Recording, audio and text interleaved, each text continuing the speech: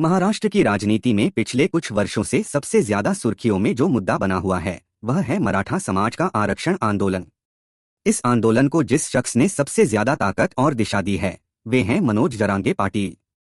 बीड जिले के एक छोटे से किसान परिवार से निकलकर आज वह पूरे राज्य के मराठा समाज की उम्मीद बन चुके हैं।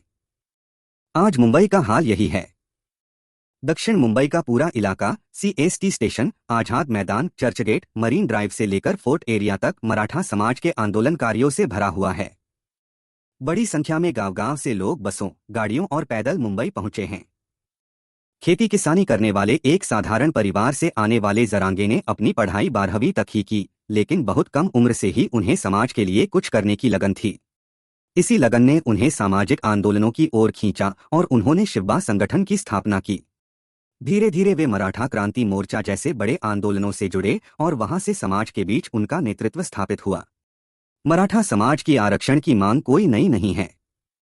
2018 में तत्कालीन महाराष्ट्र सरकार ने मराठा समाज को एसईबीसी यानी socially and educationally backward class के तहत 16% आरक्षण दिया था, लेकिन 2021 में सुप्रीम कोर्ट ने इस आरक्षण को असंवैधानिक करार देकर रद्द कर दिया।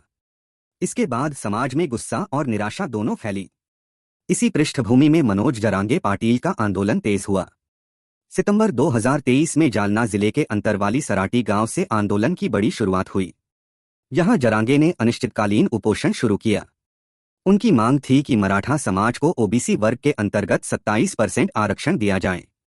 उपोषण के दौरान पुलिस और आंदोलनकारियों के बीच टकराव भी हुआ, जिसने पूरे महाराष्ट्र में इस आंदोलन को एक बड़े जनांदोलन का रूप दे दिया। इसके बाद जरांगे मराठा समाज की आवाज बन गए।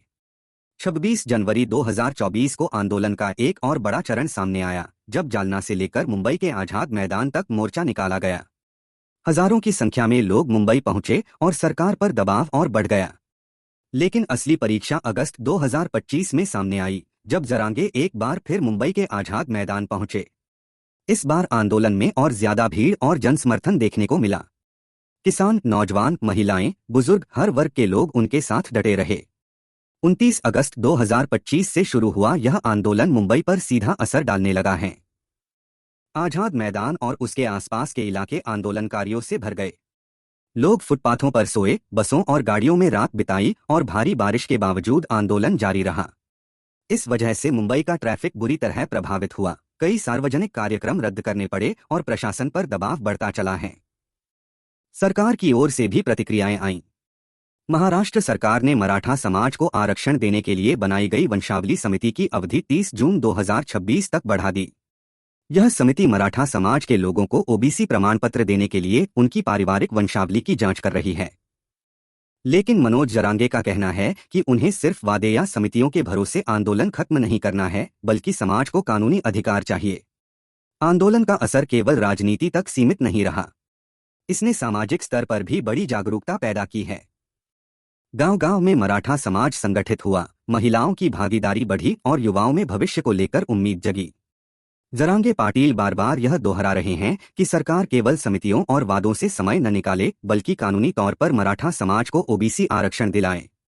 इतिहास में महाराष्ट्र में कई आंदोलन हुए हैं, लेकिन जरांगे पाटिल का आंदोलन और उनका आमरण अनशन सबसे कठोर और निर्णायक मोड़ पर है। सरकार पर दबाव अब इतना बढ़ चुका है कि या तो उसे ठोस निर्णय लेना होगा या फिर राज्य में सामाजिक असंतोष और भी गहरा सकता है। जरांगे का यह संकल्प केवल एक आरक्षण की मांग नहीं है, बल्कि यह सवाल भी है कि क्या साधारण किसान परिवार से निकला एक व्यक्ति अपने दम पर पूरे सिस्टम को चुनौती दे सकता है। और आज की तारीख में मुंबई की सड़कों पर उमड़ी भीड़ इस बात का सबूत है कि मराठा समाज जरांगे के साथ खड़ा है और उनका आमरण अनशन महाराष्ट्र के इतिहास में एक निर्णायक मोड़ बन सकता है।